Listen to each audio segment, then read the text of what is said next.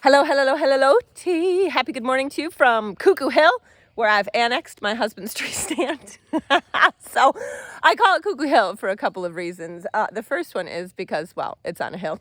The second one is because I come out here and I do my singing exercises, and one of them is like, coo, coo, coo, and C, because I'm cuckoo. So I wanted to share today some things that the Lord has just brought to my mind from Mark chapter 4. I'm going to start in verse 35, and it says, "Later that day, after it grew dark, Jesus said to his disciples, 'Let's cross over to the other side of the lake.' After they had sent the crowd away, they shoved off from shore with him." Jesus is inviting them, right, to go someplace new with him. He's inviting them into a new experience of him. And they don't know it yet, but he's actually inviting them to hunt giants at night. And I think it's interesting, too. It says it's after it grew dark. Like, God is not afraid of the dark. Jesus was not afraid of the dark, right? Because the dark is as light to him because he is light. And so we don't need to be afraid of the dark either, or the things that lurk in it.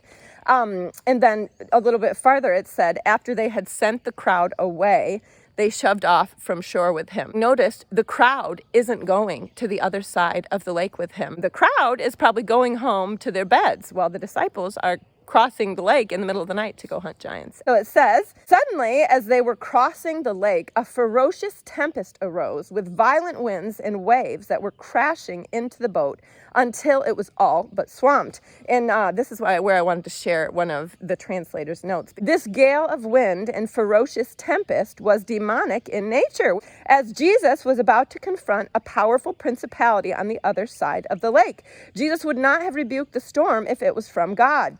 The devil knew that if Jesus crossed to the other side, he would cast out the demon horde that had long terrorized the entire region. Because who he's going to encounter on the other side of the lake is the man Legion, who has thousands of demons in him, right? And he's going to set him free. He's going to destroy those giants. So Jesus is going into a place with these disciples that he's never gone before to release his heart, release his kingdom, release his freedom into a place that has never experienced it before, to a people that has never experienced it before, to a people that's been terrorized by legions of demons. And Satan, meanwhile, throws everything at them that he can to try to keep them from accomplishing the thing that they set out to do. Or continuing on, it says, "But Jesus was calmly sleeping in the stern, resting on a cushion."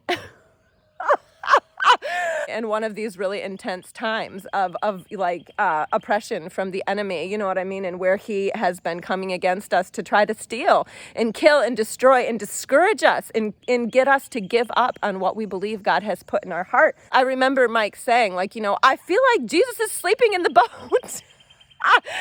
Because sometimes we're crying out to him and we're like, God, where are you? And what is happening? Don't you see us here? We're about to be overcome. You know what I mean? We're going down with this ship and you're sleeping in the boat. But I think it's very interesting because, right, Satan is throwing a tantrum. He's trying to show off his power and do everything he can to keep the plans and purposes of God from coming to pass. And Jesus is like, yawn, I think I'm going to take a nap. And that's so cool because in the storms of life, if we will fix our eyes on Jesus and take our clue from him as to how we are supposed to handle the storm that we find ourselves in, right? Jesus is calmly sleeping. And it just is so encouraging to me because if Jesus is sleeping, we don't need to be freaking out. If Jesus is not freaking out, if Jesus is not wringing his hands, if Jesus is not all anxious, we don't need to be either because he has overcome the world and greater is he that is in us than he that is in the world. And so I want to get to this place with Jesus where Satan is doing everything he can to distract me and make me afraid and make me sad and make me believe his lies about who I am and what I feel like God's put in my heart. I just want to ignore him like Jesus is, right? And I just want to fix my eyes on Jesus and rest in the storm, knowing that I don't have anything to be afraid of, even when it looks like Satan is going to win, even when it looks like Satan is going to successfully steal and kill and destroy.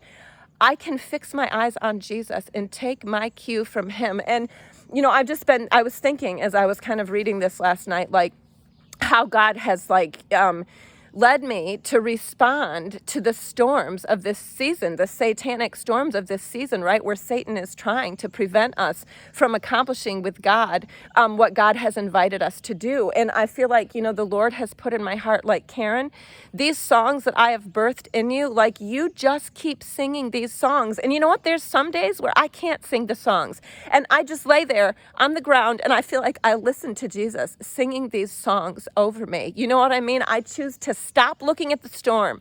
I choose to stop being consumed with the news and, what Satan is wanting to do and trying to do. Because when we look at that too long, when we listen to that too long, we end up discouraged. We end up afraid, and we're never going to accomplish with God the things that he is inviting us to. Like, we can't both keep our eyes fixed on Jesus and keep our eyes fixed on the storm at the same time. Fear is worship of a different object other than God, right? So when we are focused on the storm, when we're focused on everything that Satan is wanting to do, it does make us afraid. And when we're afraid, what that means we're doing is worshiping something other than God, which is idolatry. So then we need to stop, right? And come back and fix our eyes on Jesus and worship. Turn off the news, turn off all the voices in our mind that are trying to get us to be afraid and be discouraged and all these things. And maybe we just need to take a nap and let Jesus minister to us, right? His rest and peace to us while we sleep. So then it says, so they shook Jesus awake, saying, "Teacher, don't you even care that we are all about to die?"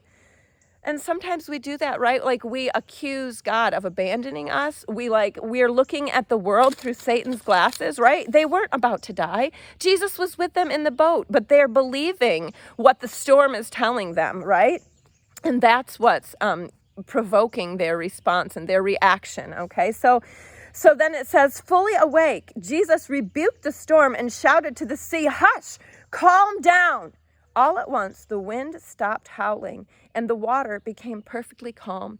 Then he turned to his disciples and said to them, "Why are you so afraid? Haven't you learned to trust yet?" And I feel like he's saying, "Oh, you silly kids, what do you have to be afraid of? Here I am sleeping in the boat, and if I am sleeping, then you don't need to be afraid. Fix your eyes on me."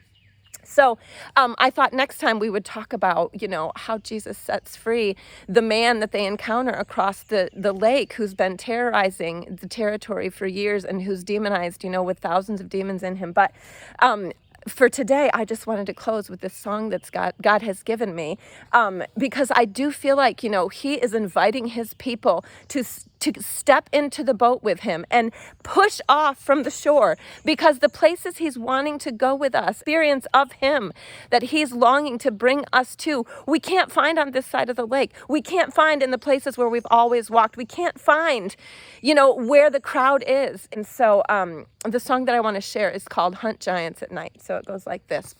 It goes, "Wake up, my love, arise. Wipe your tears and dry your eyes. Shake off sadness, cast off fright. You're a child of the light. Don't fear the dark, it has not won. For I am God and I'm not done. I told you I would make a way. I always do just what I say. I am power and I am light, and I hunt giants at night. So why do you cower in fear? I'm your God and I have come near. I've made you to reign here with me. We save, we heal, we set free. We don't give up, we don't back down. We advance and hold our ground. We stalk giants where they sleep, from mountains high to strongholds deep. Release my power, release my light, and come hunt giants at night. So come now and be who you are. shining one made to light up the dark. Chase my heart and join forces with me. Make a world where the children are free. A world that's beautiful and bright, that's full of joy and love and light. I am the sling, come be my stone. It's time we lead the captives home. I'm your king, you're my warrior of light, and we hunt giants at night. So come, let's hunt giants tonight. Come run to the dark, we'll make it light. So I want to remind you today of who you are.